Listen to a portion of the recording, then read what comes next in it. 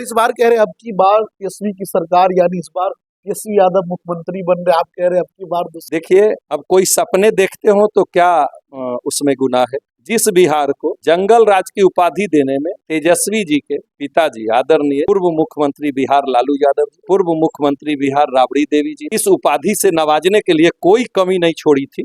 ये 25 में हम लोग दिल्ली फतह करने के बाद अब बिहार में अब उस हिसाब से रणनीति बनने लगी है और एनडीए अब कुछ कर गई है। और हमारे साथ एक ऐसी शख्सियत मौजूद है जो किसी परिचय के मोहताज नहीं है।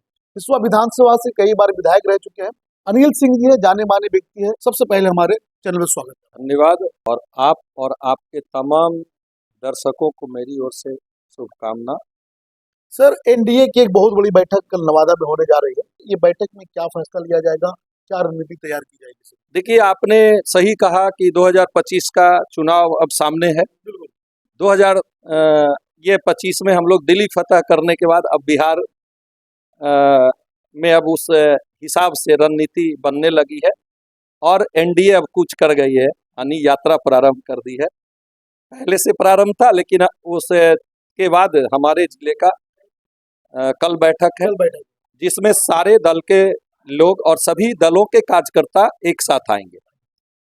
उसका मूल उद्देश्य है कि जो हमारे कार्यकर्ता एनडीए की जो सरकार की उपलब्धि है, सेंट्रल गवर्नमेंट की या स्टेट गवर्नमेंट की, आदरणीय यशस्वी प्रधानमंत्री नरेंद्र भाई मोदी जी के नेतृत्व में जो योजनाएं आम जन के लिए जो चलाए जा रहे हैं, उसका कितना लाभ लोगों को मिल रहा है, कहाँ कमियां हैं, कहाँ पे किसी व्यक्ति विशेष के कारण या हमारे अधिकारी के कारण कहाँ रोड़े अटकाए जा रहे हैं, इन तमाम विषयों पे समीक्षा होगी।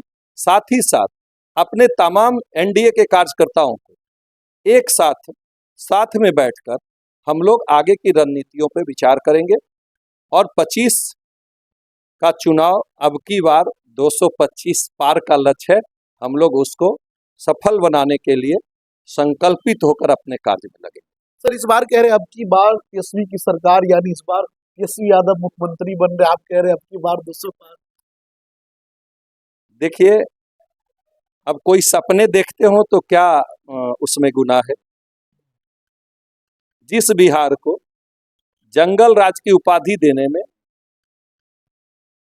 तेजस्वी जी के पिताजी आदरणीय पूर्व मुख्यमंत्री बिहार लालू यादव जी, पूर्व मुख्यमंत्री बिहार राबड़ी देवी जी ने इस उपाधि से नवाजने के लिए कोई कमी नहीं छोड़ी थी। उनके सुपुत्र तेजस्वी जी हैं।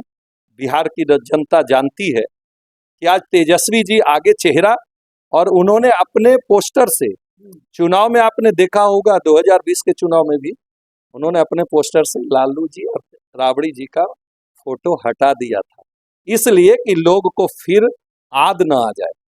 लेकिन लोग भूलने वाले नहीं हैं। कुछ दिनों की सरकार बनी और कुछ दिनों में साझेदार बनकर सरकार चलाने लगे। माननीय मुख्यमंत्री नीतीश कुमार जी को परेशान इन लोगों ने किया और उन्होंने निर्णय फिर से लिया और उन्होंने स्पष्ट कहा कि ये लोग गड़बड़ सड़बड़ सरकार में कर रहे थे, इसलिए हम इन लोगों को ये सरकार से बाहर का रास्ता दिखा दिया। बताया जा रहा है कि 17 महीने की जो सरकार रही है काफी चर्चा में रहा, अब 5 लाख से ज्यादा नौकरियां दे दी है तेजस्वी यादव। मैं आपसे पूछना चाहता हूं कि पिताजी भी ये कहते हैं, कभी कभी हिसाब मांगते हैं, तो पहले अपना हिसाब दे दे। माताजी पिताजी मिलकर दोनों 15 साल की सरकार चलाई, कितनी नौकरियां दी है उन 15 साल में, जरा ये बता दें।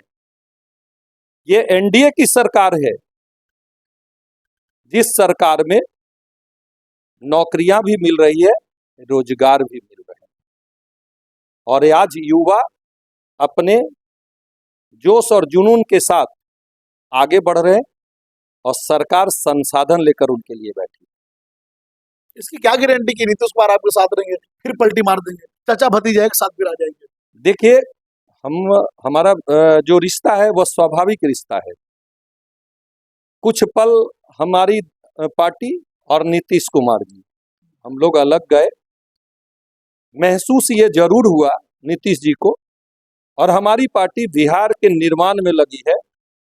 हमेशा कई बार मीडिया के लोग भी बहुत तरह की टिप्पणियां की, लेकिन मेरा और मेरी पार्टी का लक्ष्य और नीतीश जी का लक्ष्य एक ही था, इस बिहार के नवनिर्माण के लिए, दोनों परस्पर रूप से साथ मिलकर हम लोग काम कर रहे थे और फिर हम लोगों ने साथ चला है, निरंतरता से साथ चलेंगे और बिहार में बहुत कुछ किया है, अभी बहुत कुछ करना बाकी है, उस कार्यों को पूरा कर आवाम और तमाम की जिंदगी खुशहाल बनाएंगे। बहुत बहुत धन्यवाद। हमारी बातचीत आपको कैसी लगी, अपनी प्रतिक्रिया हमारे कमेंट बॉक्स में दें। बहुत बहुत